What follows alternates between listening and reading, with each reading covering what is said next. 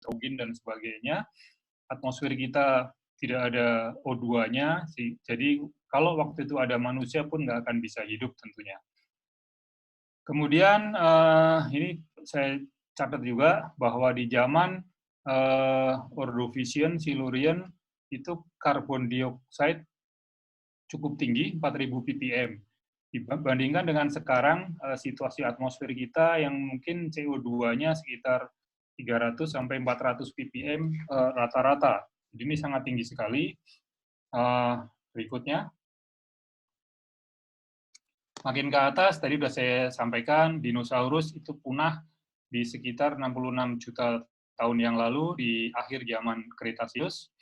Kemudian berkaitan dengan manusia, ada yang percaya, kalau kita percaya teori evolusi, Australopithecus itu muncul di antara 2-3 juta tahun yang lalu, pertama kali di benua Afrika munculnya. Kemudian mereka berevolusi, jadilah muncullah ada Homo erectus dan Homo sapiens yang mulai muncul di 100.000 sampai 500.000 tahun yang lalu. Nah, kita coba bisa bayangkan ya, dari umur bumi yang 4,5 miliar tahun yang lalu, kemudian manusia atau Homo sapiens itu muncul katakanlah dari 100.000 tahun yang lalu. Jadi kita punya masa hidup di bumi pendek sekali, hanya 100.000 dibandingkan dengan umur bumi yang 4,5 miliar tahun yang lalu. Berikutnya. Nah, inilah di zaman ini ada yang mulai menyebutnya sebagai, kalau tadi saya bilang adalah zaman Holocene, akan dikasih nama juga, namanya zaman Anthropocene, di mana dinamika atau perkembangan bumi itu tidak hanya dipengaruhi oleh dirinya, oleh buminya, tapi juga oleh manusianya yang tinggal di permukaan buminya. Kenapa demikian? Berikutnya. Karena ini saya dapatkan datanya dari Universitas Hawaii, bahwa bumi itu sekarang dihuni oleh sekitar 8,7 juta spesies yang hidup di atas bumi ini, baik yang ada di laut, di daratan, di bawah tanah, di udaranya. Dan Homo sapiens atau kita manusia itu adalah satu-satunya yang mendominasi saat ini di permukaan bumi. Dan kalau kita lihat gambar ilustrasi di sebelah kanan ini, ya itulah manusia-manusia kita ini yang akan mengubah wajah bumi ke depannya seperti apa nantinya. Hanya spesies Homo sapiens atau manusia sajalah yang bisa menggali lubang sebesar lapangan bola misalnya untuk kegiatan kehidupan manusianya, atau membangun bangunan tinggi, hanya kita, hanya manusia yang bisa membuat seperti itu. Jadi wajah bumi ke depannya memang tergantung sebagian besar nanti oleh kegiatan kita atau kelakuan kita. Makanya ada yang menyebutnya sebagai zaman Anthropocene di sini. Berikutnya. Nah, isu apa yang paling panas saat ini mengenai bumi kita? Tentu beberapa dekade yang lalu itu disebut sebagai global warming, walaupun sekarang dikoreksi menjadi climate change. Karena tidak hanya pemanasan saja yang berbahaya, pendinginan pun juga akan membawa efek yang kurang baik bagi kehidupan manusia. Jadi teman-teman atau para ahli juga mulai memperhatikan apa sih yang menyebabkan perubahan iklim selama ini kita perbuat oleh manusia selama ini. Kita yang membuat polusi, misalnya di foto-foto di kiri bawah ini, yang menyebabkan es di kutub mencair, atau kalau kita mau lihat data-datanya di sini, ini yang di kanan atas, ini adalah average global temperature atau temperatur rata-rata global, mulai dari tahun 2002, sampai dengan tahun 2019, di mana memang naik turun anomalinya di sini ya. Kalau kita lihat kandungan karbon dioksida, CO2-nya juga meningkat, di tahun 2002 ada sekitar 370 lebih sedikit, kalau kita bandingkan dengan tahun 2019 naik menjadi 400 lebih sedikit ppm ini ya, part per million. Jadi trennya naik dalam waktu yang pendek tapi dari tahun 2002 sampai 2018. Memang data ini akan langsung mengindikasikan bahwa kegiatan manusia lah mungkin yang membuat seperti ini. Tapi mari coba kita lihat data-data secara keseluruhan. Karena ingat tadi ya, saya katakan bahwa manusia hidup, kehidupan manusia itu baru dimulai, katakanlah kalau kita percaya Homo sapiens muncul di 100.000 tahun yang lalu, berarti baru 100.000 tahun yang lalu. Padahal industrialisasi, kehidupan manusia yang sangat destruktif itu baru muncul, katakanlah mungkin 2.000, 3.000 tahun yang lalu. Gitu. Slide berikutnya. Nah, selama kita menjadi pemerhati geologi, saya kira kita harus selalu kembali kepada data-data yang ada di bumi kita sendiri. Kalau kita pelajari sejarah bumi mulai dari terbentuknya di 4,5 miliar tahun yang lalu, itu bumi itu selalu berubah. Dia punya cycle, punya siklus eventnya, ataupun yang siklusnya random. Itu di dirinya sendiri ya. Belum kalau coba yang tadi, kenapa maju gini? Slide berikutnya ya.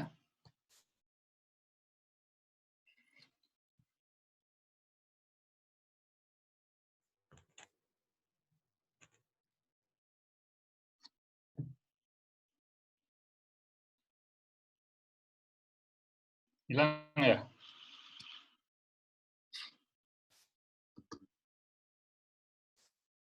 Jadi sambil menunggu, saya jelaskan saja bahwa bumi kita itu selalu berubah sepanjang hidupnya, sepanjang perjalanan dari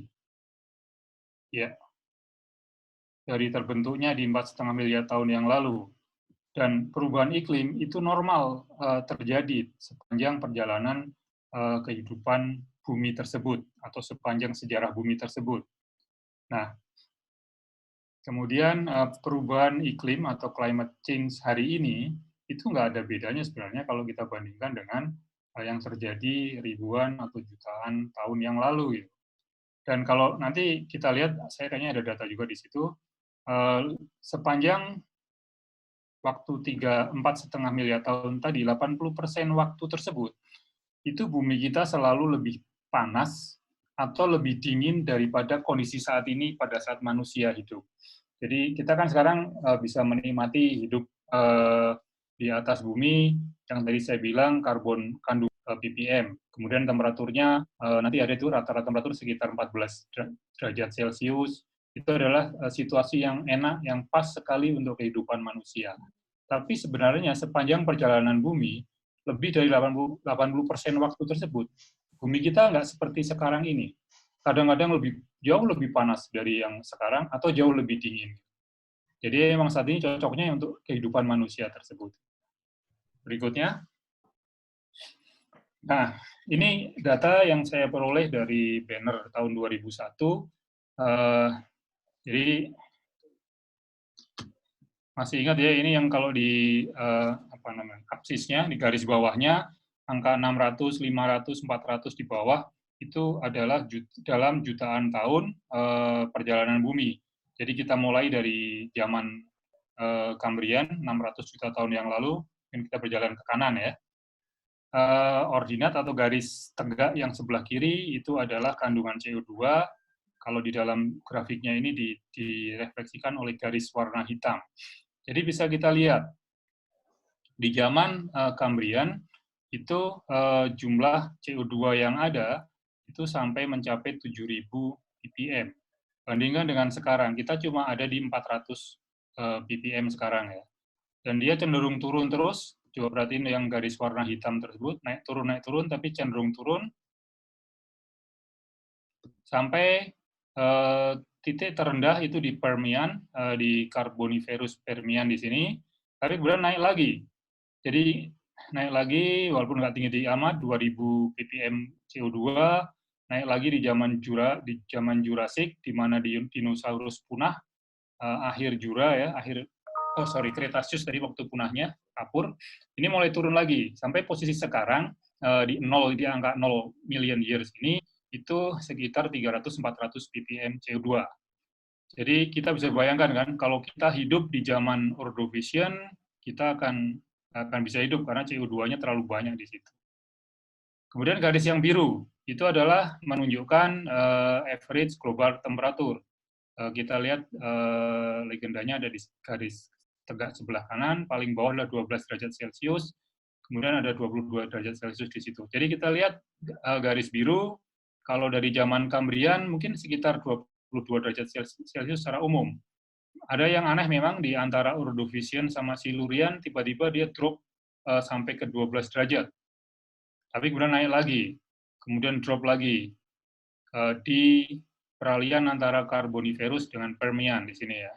Tapi kemudian naik lagi sampai ke 22 derajat, turun lagi di antara Jurassic dan Cretaceous, kemudian naik lagi, dan akhirnya turun sekarang pada posisi rata-rata sekitar 12 derajat Celcius, rata-rata temperatur permukaan bumi atau di tempat kita tinggal gitu ya. Jadi kita bisa lihat sepanjang perjalanan bumi, temperatur kita pun naik turun terus gitu ya. Temperatur yang sekarang periode di mana kita tinggal, itu sangat jarang terjadi kalau dibandingkan secara keseluruhan di sini. Jadi dari 600 juta tahun yang lalu sampai sekarang rata-rata adalah di 22 derajat Celcius. Hanya periode tertentu yang drop, katakanlah tadi di Ordovician, Silurian, kemudian naik lagi, dan sekarang drop juga. Jadi ini faktanya seperti ini. Nanti kalau ingin tahu bagaimana mereka mendeteksi temperatur masa lalu atau jumlah karbon CO2 masa lalu, harus dibaca lagi paper tersebut. Berikutnya. Nah, kalau tadi kita mulai dari 600 juta tahun yang lalu, ini agak saya pendekin, saya dapat data mulai dari 110.000 tahun yang lalu. Jadi mulai munculnya Homo sapiens atau nenek moyang kita. Yang warna tabel ini, yang sebelah kiri, tabel kiri, warna biru atau hijau kebiruan ini, itu adalah zaman es, warna merah adalah zaman panas. Jadi ini berganti-ganti gitu ya, antara zaman es, kemudian muncul lagi panas, es, terus sampai ke bawah itu di modern warming atau pemanasan zaman modern sekarang gitu. Nah, kita lihat ada pergantian gitu. Jadi panas dingin itu adalah hal yang memang seperti itu terjadinya di bumi kita. Kalau tadi di skala yang besarnya, skala dari 600 juta di zaman Kambrian sampai dengan zaman sekarang, ini adalah dari zaman Pleistosen sampai sekarang. Nah, apa sih yang menyebabkan perubahan iklim di bumi ini? Ini saya dapatkan source-nya itu dari Ian Plimer tahun 2010. Dia memprediksi atau sudah mencoba menelitinya banyak penyebab perubahan iklim tersebut. Kalau kita bicara dari yang skala gede dulu, itu dari bagaimana posisi bumi terhadap konstelasi galaksi kita, galaksi Bima Sakti, atau justru lebih gede lagi konstelasi galaksi Bima Sakti terhadap alam semesta. Juga bagaimana posisi matahari, bagaimana posisi orbit bumi yang bergeraknya mengelilingi matahari selalu, walaupun dia punya orbit, tetapi wobble itu selalu berubah-ubah, bergeser-geser kiri kanan. Kemudian juga tergantung kepada arus laut dan juga kepada plate tektonik. Saya bukan ahli astronomi, jadi agak susah kalau menerangin tentang galaksi. Yang gampang-gampang aja lah. Saya akan tunjukkan yang mungkin sering kita lihat di berita. Nah, kalau gunung meletus ini adalah pasti teman-teman tahu nih ya, ini Gunung Bromo, di belakangnya sana ada Gunung Semeru. Kalau ada gunung meletus, dia mengeluarkan abu atau mengeluarkan piroklastik, batuan piroklastik atau awan panas. Berapa banyak coba itu gas-gas yang mengganggu atmosfer kita muncul di situ? Seberapa banyak CO2 yang ada di situ? Next. Ada beberapa paper sebenarnya yang bisa kita jadikan referensi, tapi saya nggak akan membahas itu karena ini cuma sebagai pengenalan saja. Nah, kita coba lihat lagi. letusan gunung kecil-kecil ya. Ini kalau dalam sejarah geologi ada letusan gunung yang besar sekali. Yang paling besar yang selama ini bisa dideteksi itu adalah letusan Toba 74.000 tahun yang lalu. Itu adalah masa di mana Australopithecus sudah ada. Jadi cikal bakal manusia yang awalnya dari Afrika itu sudah ada 74.000 tahun yang lalu. Gunung Toba meletus mengeluarkan material sebanyak 2.800 km kubik di situ. Jadi kita bisa bayangkan seberapa efeknya terhadap bumi kita. Sampai mungkin berhari-hari, berminggu-minggu atau berbulan-bulan bumi kita gelap gulita. Dan disinyalir bahwa letusan Toba ini memunahkan atau paling tidak mengurangi jumlah populasi manusia yang ada waktu itu, salah satunya. Spesies yang lain pasti juga akan berkurang juga. Nah, yang agak kecil adalah di Yellowstone. Yellowstone ada beberapa kali di sini, di 2,1 juta tahun yang lalu, lebih dulu daripada Toba. Dan ada Yellowstone yang Lava Creek, yang 640.000 tahun yang lalu. Yang dekat dengan kita, dekat dengan Nusa Tenggara, saya kira, ada Tambora tahun 1815 yang mengeluarkan 45 kilometer kubik material yang sejarahnya kita tahu bahwa debunya sampai di Eropa. Kemudian belum lagi letusan Samalas yang terjadi di 1257. Ini saya kira dari penelitiannya Pak Heriadi Rahmat. Saya harap Pak Heriadi ada di sini nih. Saya ambil dari bukunya Pak Heriadi Rahmat tahun 2019, di mana letusan Samalas mengeluarkan kurang lebih 40 kubik kilometer di situ. Nah, letusan-letusan seperti itu, apa efeknya terhadap iklim kita? Saya kira besar sekali itu, hanya memang kita tidak menelitinya sampai detail, walaupun kita juga selalu bisa lihat. Saya tadi malam mungkin sempat baca juga, ada letusan Gunung Pinatubo ada nggak sih? Oh, ini ada Pinatubo. Itu kayaknya ada papernya, letusan Pinatubo, dia mengeluarkan prediksi kira-kira berapa sih CO2 yang dikeluarkan pada saat Pinatubo meletus tahun 1991. Nah, jadi itu saya kira bahwa climate change atau perubahan iklim itu sebenarnya memang sudah terjadi sejak dulunya dalam sejarah perjalanan bumi kita. Nah, tinggal memang bagaimana kontribusi manusia di zaman antroposen ini dengan adanya kegiatan industri, polusi CO2 yang makin kenceng, tapi kita juga harus fair juga menilainya sejauh apa. Apakah itu lebih banyak polusi yang kita bikin oleh manusia dibandingkan dengan letusan misalnya Gunung Merapi di Jawa Tengah yang mungkin bulan lalu baru menghembuskan asapnya juga. Itu kayaknya perlu menjadi pemikiran kita berikutnya. Namun lepas dari semua itu, saya kira bagaimanapun tetap saja kita harus melihat atau memelihara, menjaga bumi kita ini. Yang paling mudah dan paling kelihatan adalah bagaimana kita menjaga tingkat adanya oksigen di atmosfer kita, yaitu ya dengan menanam. Karena seperti kita tahu ya, pohon dia membutuhkan CO2, jadi menyerap CO2 untuk fotosintesanya dan dia mengeluarkan O2.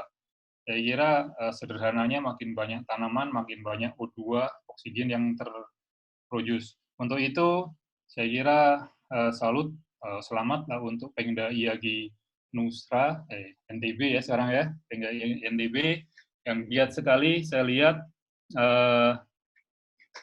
melakukan program penghijauan atau penanaman di beberapa tempat di daerah NTB. Ini masih di Lombok kalau nggak salah. Selamat Mas Kusnadi dan teman-teman ya.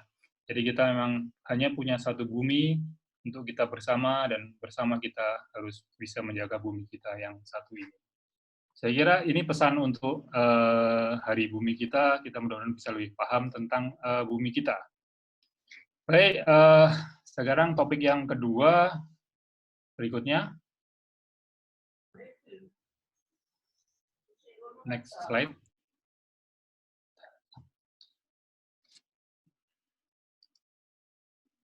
Slide berikutnya, minta tolong ya.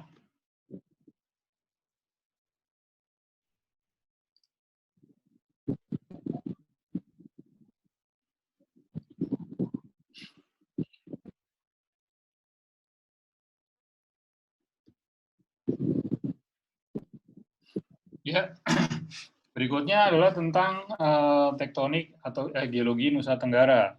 Kalau kita bicara Nusa Tenggara, walaupun ini oleh Pemda NTB, saya masukkan juga lah Nusa Tenggara Timur juga di sini.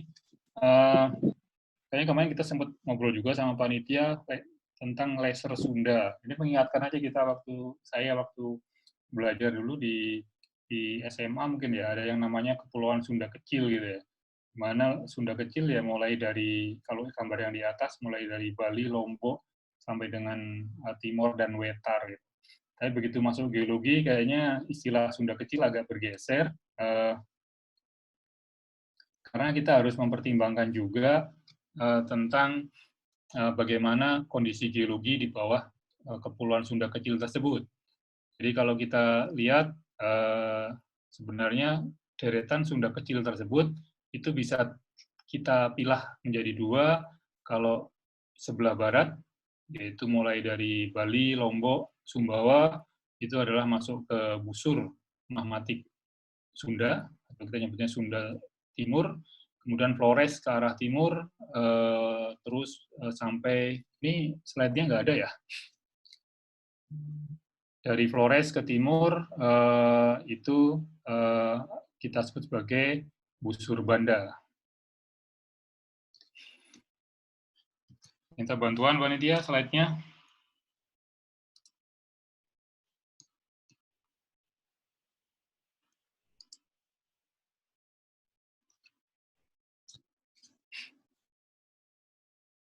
Sebentar, ada sedikit gangguan.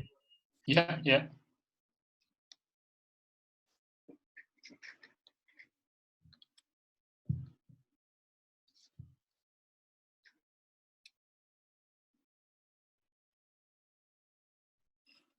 Sambil menunggu ya, saya juga buka, walaupun di situ belum terbuka, sepanjang atau busur Sunda bagian timur atau busur Banda, slide sebelumnya juga. Satu slide sebelumnya. Nah, yang gambar bawah itu adalah peta geologi, warna-warninya menunjukkan jenis batuan yang ada menutup di daerah tersebut.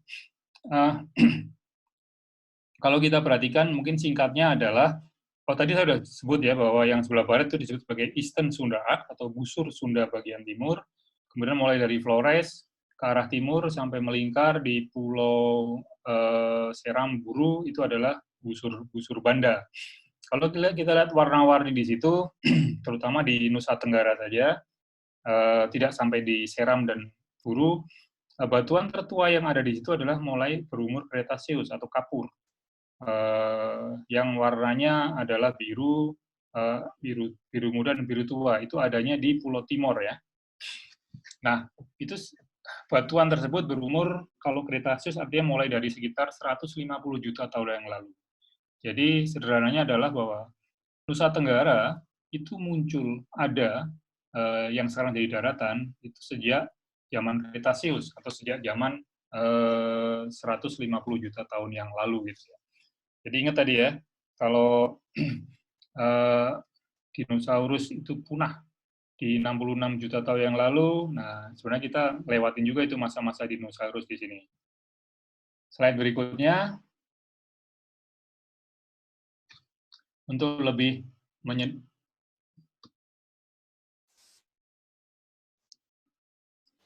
nah ini lagi-lagi tadi saya bilang 150 juta tahun yang lalu, tabel yang di sebelah kiri gambar tersebut adalah umur dari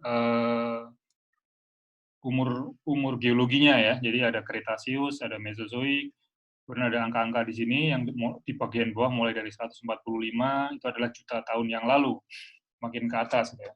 Nah, ini menunjukkan kira-kira konfigurasi pulau-pulau atau benua-benua, ada 4 kan di sini, 4. Jadi yang angka-angka 150, 110, 90 dan 50 itu adalah juta tahun yang lalu. Jadi di 150 juta tahun yang lalu itu kira-kira seperti ini. Banda sudah ada, ini ada Argo Block. Kemudian kalau kita lihat di 110 juta tahun yang lalu, ini India mulai bergerak. Kalau kita lihat agak ke barat sedikit, Sumatera juga ada sebenarnya.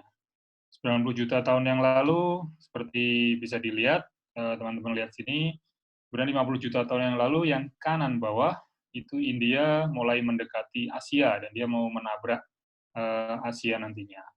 Slide berikutnya.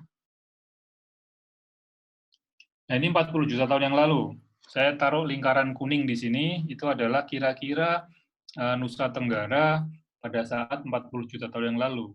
Pulau apa yang sudah ada di situ di 40 juta tahun yang lalu? Hanya Pulau Sumba kecil di sini. Ya, Pulau Jawa sudah ada, lengan selatan Sulawesi sudah ada, dan ini baru ada Pulau Sumba yang nantinya akan menjadi bagian dari Nusa Tenggara. Berikutnya, ini adalah 35 juta tahun yang lalu. Masih mirip juga, hanya bergeser sedikit. Berikutnya, ini juga 30 juta tahun yang lalu, hanya Pulau Sumba yang ada di dalam lingkaran tersebut. Berikutnya, 25 juta tahun yang lalu.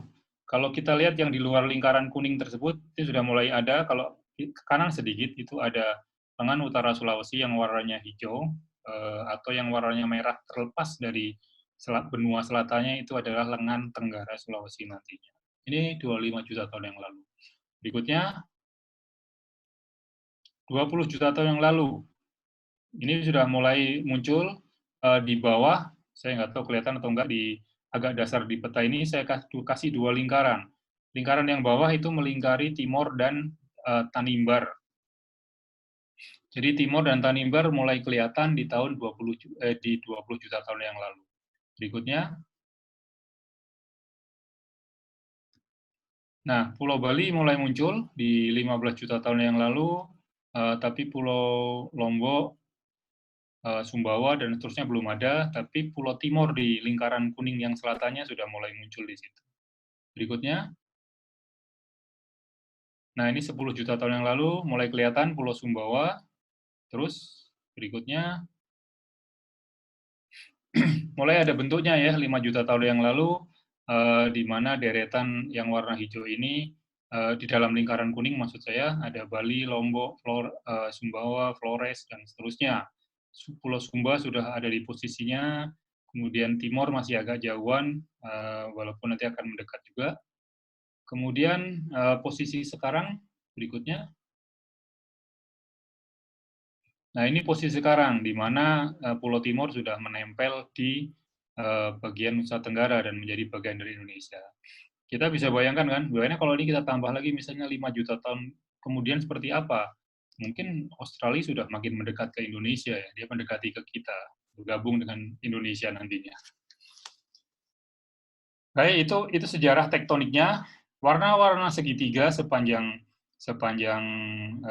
Pulau Sumatera, Pulau Jawa, kemudian Flores, itu adalah gunung api. Jadi tadi saya sampaikan di depan bahwa penunjaman lempeng tektonik itu menghasilkan gunung api. Penunjamannya di mana? Itu yang di gerigi-gerigi di sini, di sebelah barat atau selatan Sumatera, kemudian di selatan Pulau Jawa, selatan Sumbawa, dan ke timur. Ya, berikutnya.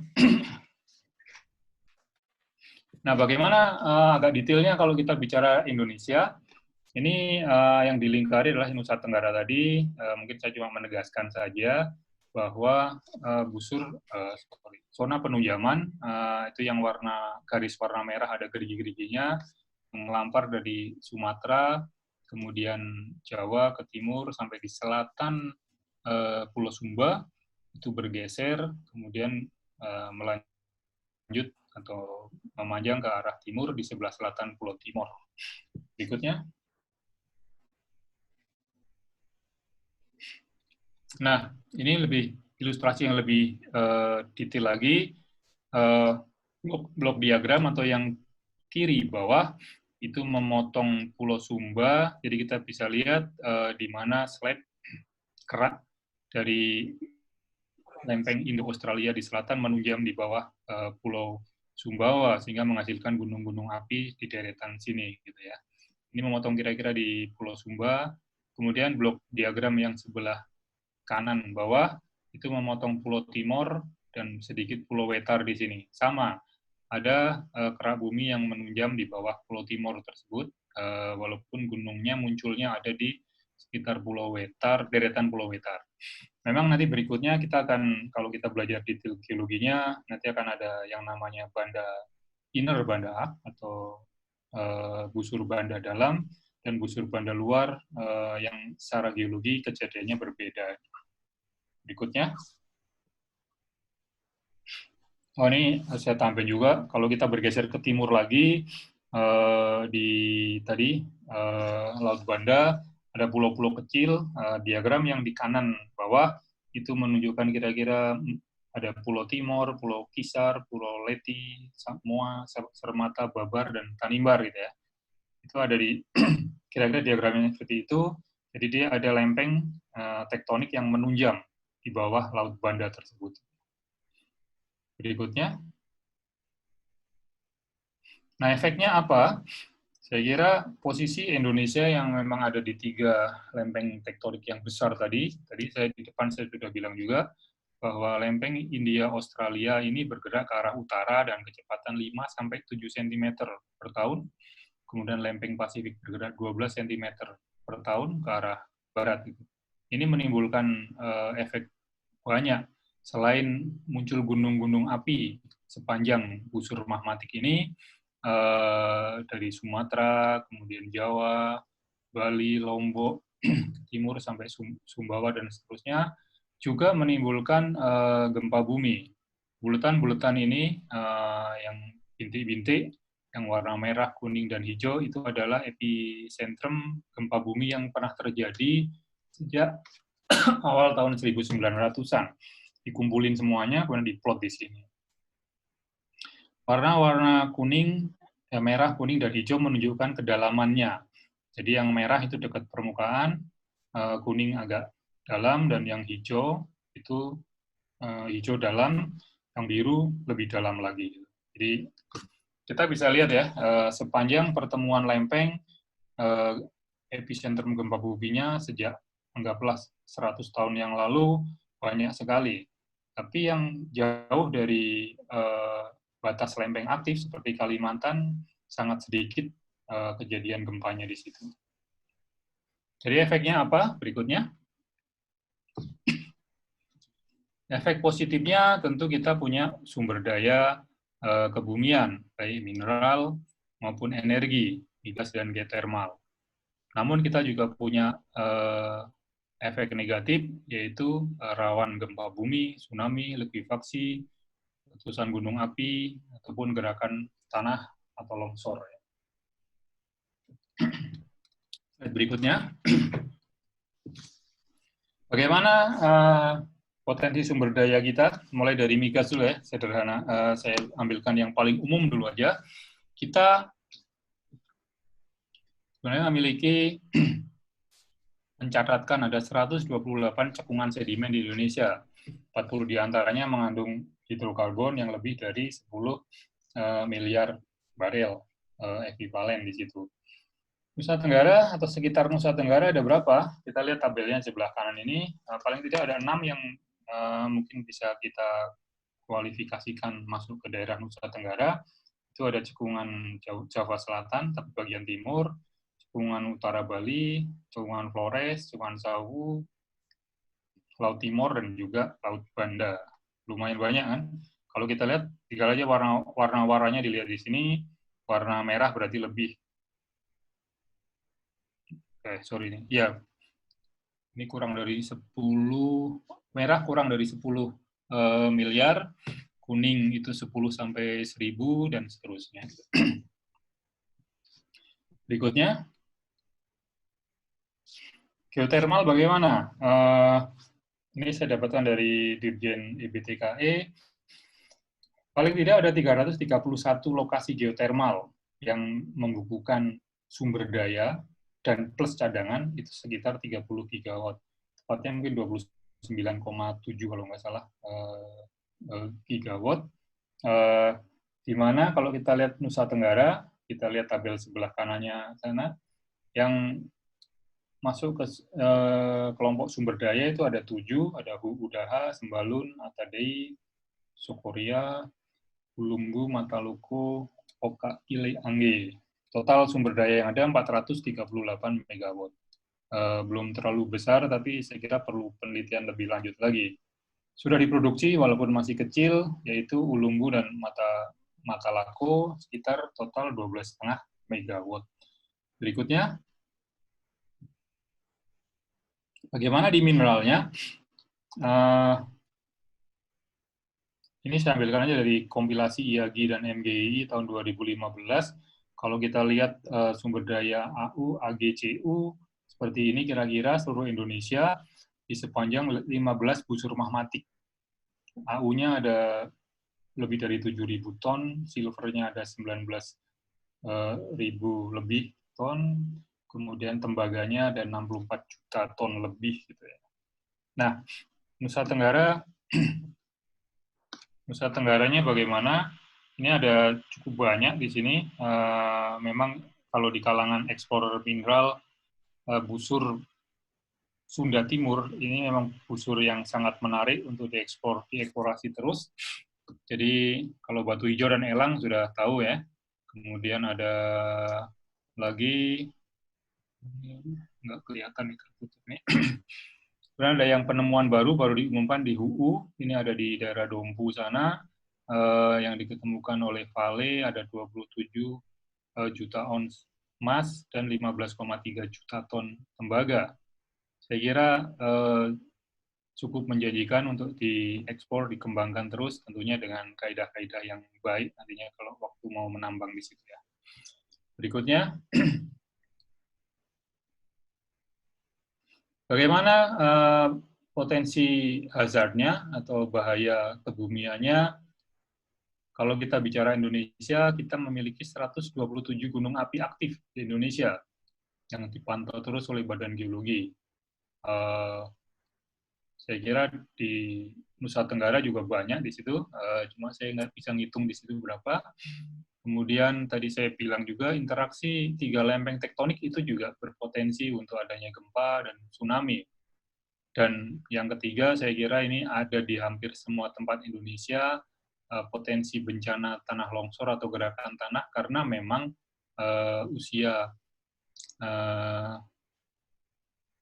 batuan-batuan kita yang muda dan belum terkonsolidasi dengan baik, dikombinasi dengan curah hujan tinggi karena kita ada di daerah tropis. Berikutnya. Ini agak sedikit lebih detail, saya kira Mas Kusnadi lebih paham ini. Bagaimana sih potensi patahan struktur atau gempa bumi di daerah Nusa Tenggara. Ini dibikin oleh Pak almarhum Pak Raufiki di Dongeng Geologinya, mana kita bisa lihat bahwa selain zona penunjaman di selatan Sumbawa, Lombok, dan Bali, itu juga ada sesar naik yang perlu diwaspadai, yaitu sesar Flores yang 2 tahun lalu atau tahun 2018 menyebabkan gempa fenomenal yang melanda Lombok dan Sumbawa bagian barat. Untuk itu kita IAGI, baik Pemda maupun PP juga bergerak juga ke sana untuk membantu sebisanya, baik dari segi keilmuan maupun dari segi penanganan atau meringankan korban-korban bencana di situ. Berikutnya. Oh ya, ini saya taruh juga tentang gempa tahun 2018, di mana banyak sekali kejadian gempa yang susul-menyusul. Diagram yang di kanan atas menggambarkan bagaimana sesar naik atau trust sesar Flores itu terbentuk itu yang ada di utara Pulau Lombok.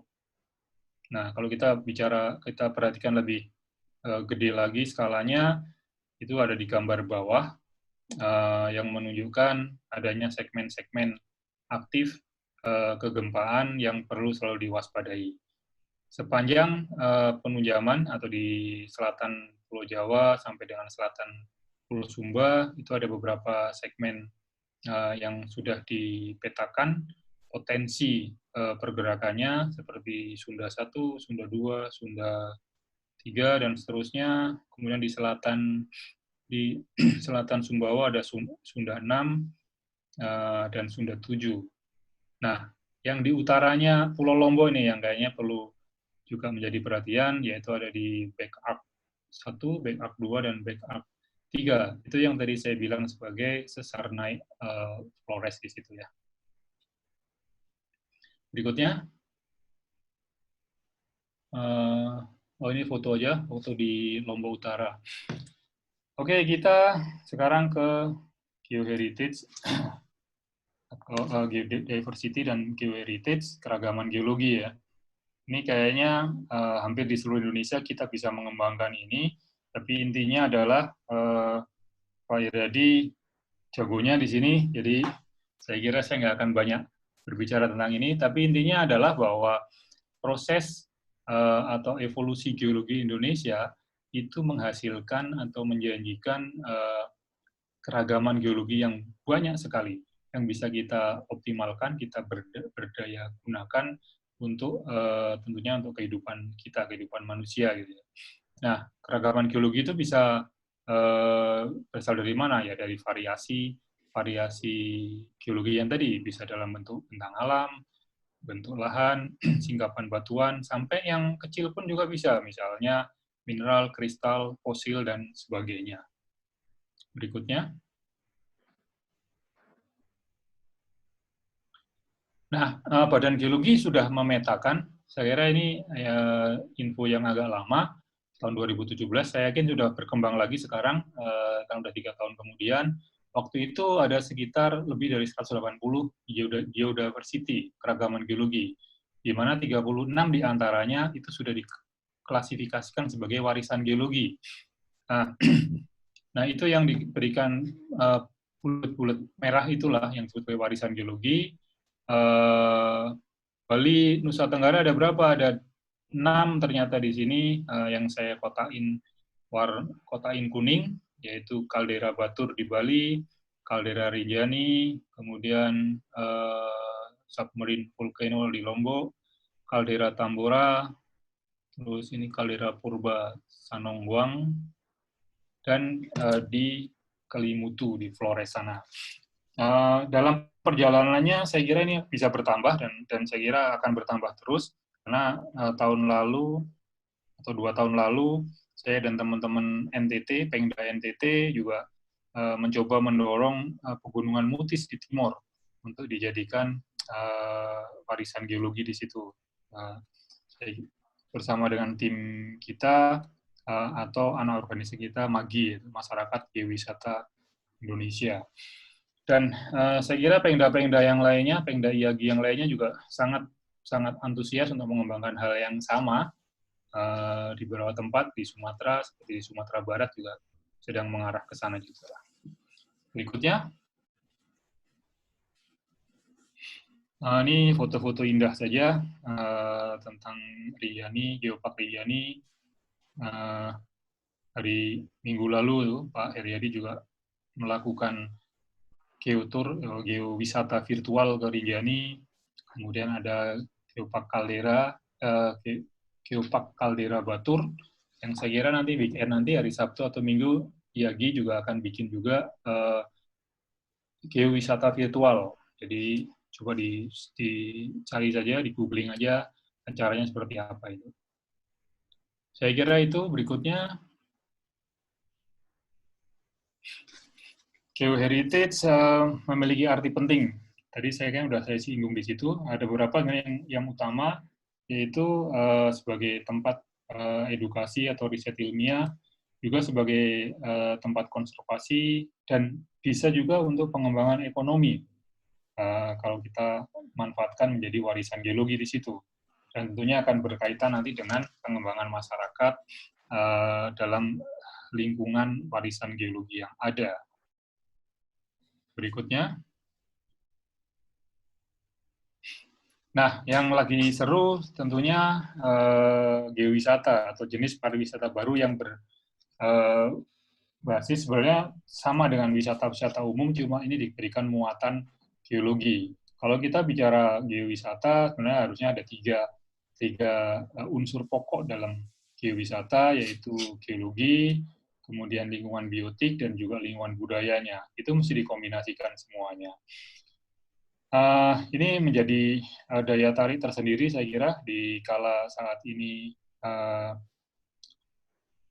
kita mesti menciptakan lapangan kerja di segala bentuk, termasuk IAGI juga. Kita mendorong bahwa geowisata bisa kita jadikan sebagai salah satu alternatif. Berikutnya coba. Untuk lapangan kerja bagi geolog di Indonesia. Makanya tadi Mas Moderator menyebutkan bahwa betul sekali IAGI mempunyai program andalan, yaitu satu Pengda, satu geowisata, yang perlu kita dorong terus untuk memberdayakan atau mengembangkan geowisata di daerah masing-masing Pengda tersebut. Berikutnya, saya kira itu yang bisa saya sampaikan.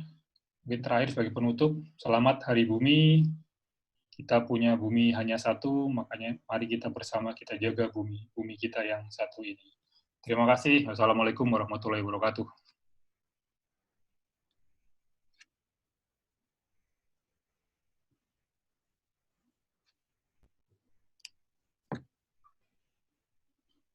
Mas Trisman masih di mute tuh kayaknya.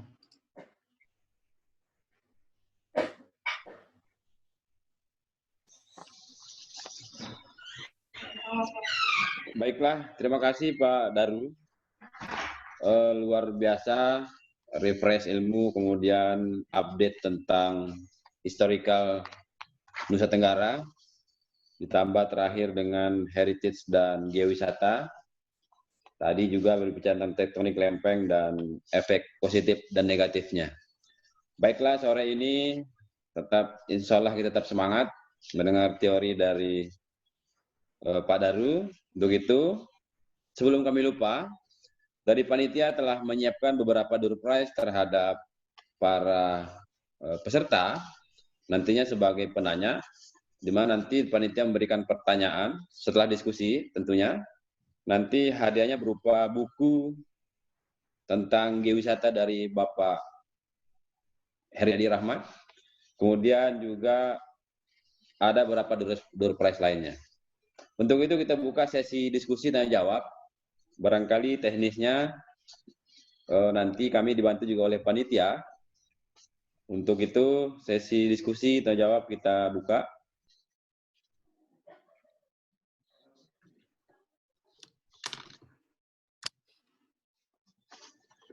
Biasanya ada diklik di raise hand itu, Mas.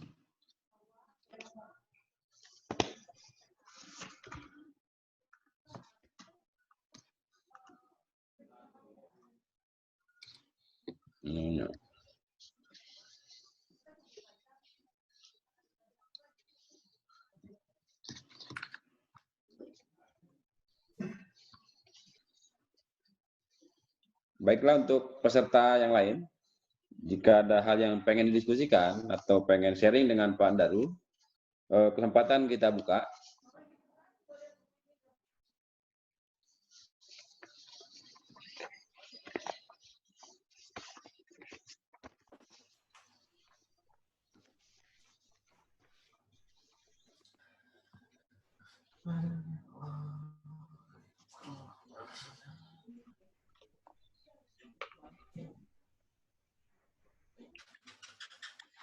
Itu ada yang mengomentari di chatnya, Pak Mas Trisman.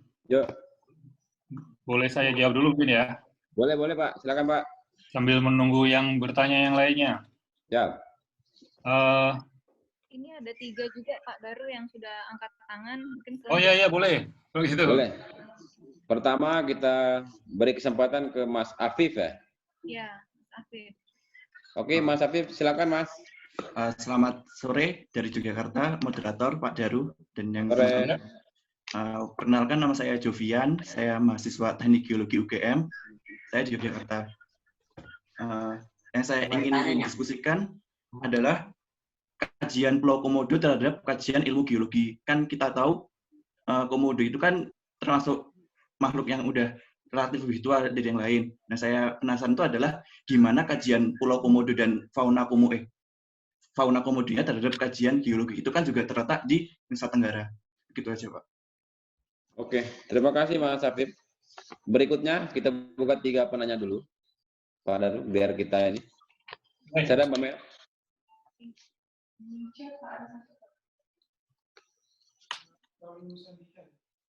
Oke. Halo Prof. Ya, Ya, saya Lalu Sandika Irwan. selalu. Langsung. Ya, saya ada pertanyaan terkait dengan. Perkenalkan diri dulu, Mas. Mas Oh, Lalu siap. dari mana? Saya Lalu Sandika Irwan. Saya mahasiswa pariwisata di Poltek Par Bali. Saya Oke. dari Kuta Lombok, Mas. Aslinya memang Oke. Lombok. Lanjut, Mas. Ya, pertanyaan saya terkait dengan Sesar Selatan di Pulau Lombok ini kan sempat jadi perbincangan hangat sejak 2018 lalu ketika Lombok diguncang gempa, ya kan. Nah, pergeseran magma Sesar Selatan ini juga menjadi challenge buat kita di pariwisata dalam artian bagaimana memitigasi pariwisata ke depan jika andai-andai, tapi mudah-mudahan tidak terjadi. Artinya ada potensi gempa besar yang akan terjadi. Nah, ini bagaimana sih tingkat keaktifan dari Sesar Selatan yang ada di Pulau Lombok yang nyambung dengan Flores kemudian lain-lain ini? Prof. Oke, terima kasih Mas Lalu. Berikutnya Mbak Mel, satu lagi. Ada? Dari Mbak Ahli. Dilakukan eksploitasi atau sedang dalam proses eksplorasi. Ya. Mungkin demikian pertanyaan saya. Terima kasih Mbak Adel. Gimana Mbak Mel, masih ada? Tiga, Mas, ya. Oke, baik Pak Daru. Ada 3 pertanyaan.